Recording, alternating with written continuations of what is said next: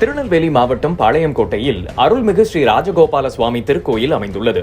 சுமார் 800 வருடங்கள் மிக பழமையான இத்திருக்கோயிலில் மூலவர் ஸ்ரீ வேதநாராயணர், விமானத்தில் ஸ்ரீ அழகிய மன்னர் மற்றும் உற்சவர் ஸ்ரீ ராஜகோபாலர் என 3 நிலைகளில் காட்சி தந்து அருள் பாலித்து வருகின்றார். இங்கு ஆண்டுதோறும் பல்வேறு உற்சவங்கள் நடைபெற்றாலும் மாசி மாத தெப்போற்சவம் சிறப்பானது. இந்நிகழ்ச்சியை முன்னிட்டு காலையில் திருக்கோயில் நடை திறக்கப்பட்டதும் காலை சந்தி நடைபெற்றன. தொடர்ந்து ருக்மணி சத்யபாமா சமேத ராஜகோபாலருக்கு வாஸ்து ஹோமம் நடைபெற்றது. மஞ்சள், பால், தயிர், இளநீர், பஞ்சாமிர்தம், சந்தனம் கொண்டு திருமஞ்சனம் நடைபெற்றது. மாலையில் ருக்மணி சத்யபாமா சமேத ராஜகோபாலா ராஜ அலங்காரத்தில் திருக்கோயிலிலிருந்து தெப்பத்திற்கு எழுந்தருளினார். வீதி உலாவில் பிரபந்த பாராயணம், சிறுமிகள் கோலாட்டம், மங்கள இசை நடைபெற்றது.